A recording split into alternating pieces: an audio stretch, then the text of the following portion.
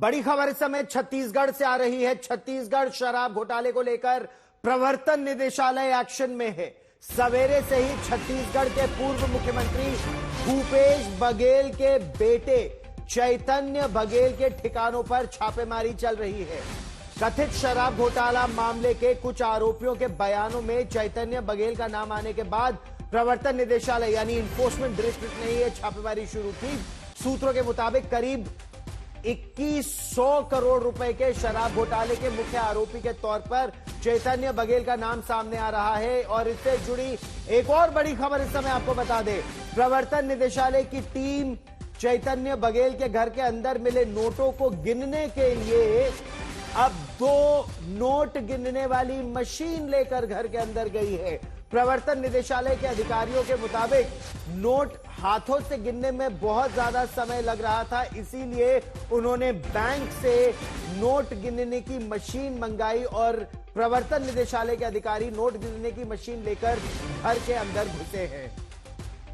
निकल रहे हैं तो कार्यकर्ता निकलने नहीं दे रहे हैं। इनफैक्ट गाड़ी का यहाँ से कुछ कदम भी आगे बढ़ना बहुत मुश्किल हो गया था, क्योंकि काफी अग्रेशन में ये कार्यकर्ता नजर आ रहे हैं। लेकिन ईडी ऑफिशियल्स की ये जो गाड़ी है ये अब भूपेश बघेल के घर से निकलने में सक्सेसफुल रही है, क्योंकि कार्यकर्ताओं का यहाँ पे अच्छा खासा मजमा लगा हुआ है। सुबह से ईडी ऑफिशियल्स के हाथ कुछ दस्तावेज आए हैं, कुछ इलेक्ट्रॉनिक डिवाइसेस भी कन्फिस्केट किए गए हैं। और उसके साथ आप लगातार देखेंगे high voltage drama Bhupesh Baghel के घर के बाहर देखने को मिला। सुबह 7 बजे से लिकर स्कैम पे ये रेस चल रही थी। 2000 करोड़ का ये तथाकथित लिकर स्कैम है और इसमें लगातार रेस चल रही थी। और आप देख सकेंगे किस तरह से एमएलए और कार्यकर्ता सुबह से भूपेश बघेल के घर के बाहर प्रोटेस्ट कर रहे थे और किस तरह से अग्रेशन अभी देखने को मिला। लगातार ईडी की गाड़ी जब मूव होने की कोशिश कर रही थी, उसके टायर्स के आगे ब्रेक्स को प्लेस कर दिया जा रहा था ताकि गाड़ी बिल्कुल आगे ना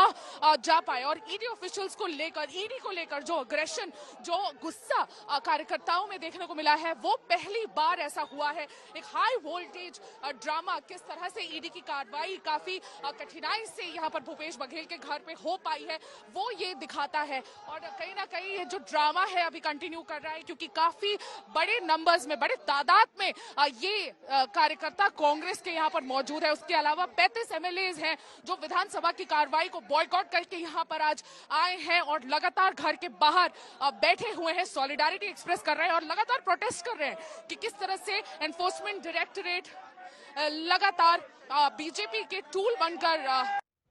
और ज्यादा जानकारी के लिए आपको सीधे लिए चलते हैं इस समय छत्तीसगढ़, जहां मेरी सहयोगी सुमी रोजप्पन हमारे साथ जुड़ रही हैं। सुमी, ये जो छापेमारी इस समय चल रही है, कहा यह जा रहा है ये कई इलाकों में करीब 14 स्थानों पर हो रही है, लेकिन किस आधार पर प्रवर्तन निदेशालय ये छापेमारी इस समय कर रहा है? और अगर नोट गिनने की मशीन लेकर अधिकारी अंदर गए हैं, क्या कोई जानकारी छन छन कर बाहर आ रही है कि क्या दस्तावेज मिले हैं और कितने पैसे मिले हैं?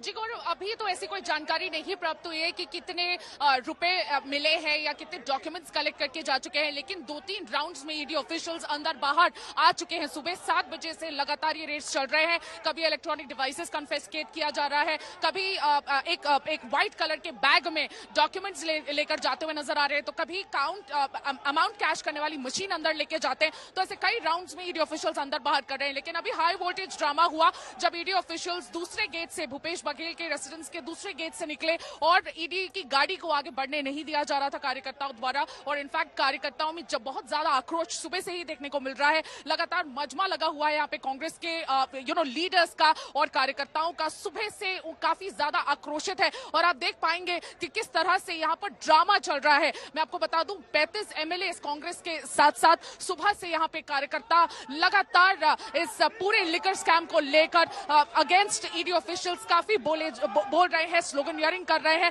आप देखेंगे नारेबाजी यहाँ पर चल रही है। और आपके सवाल पे वापस आते हुए कि ये पूरी कार्रवाई ईडी क्यों कर रहा है, ये पूरी कार्रवाई लिकर स्कैम पे हो रही है। लिकर स्कैम 2023 असेंबली इलेक्शन से पहले ईडी ने, एनफोर्समेंट डायरेक्टरेट ने इस पूरे कार्रवाई को, इस पूरे स्कैम को उठाया था कि किस तरह से ईडी का ऐसा मानना है कि कांग्रेस ने एक पैरेलल सिस्टम बना लिया था और जो उस सिंडिकेट को, एक सिंडिकेट बना दिया गया था एक पैरेलल सिस्टम के तहत, और उस सिंडिकेट को जो पैसे देता था उसी को ही कॉन्ट्रैक्ट सिक्योर करने मिलते थे। और इसी पूरे केस के अगेंस्ट ईडी लगातार एविडेंसेस को जमा कर रहा है। उस समय ठीक, के सुमी, आप इस तत्कालीन बड़ी कैबिनेट खबर पर मिनिस्टर नजर बनाए रखिए। ताजा जानकारी के लिए फिर आपके पास लौट कर आऊंगा।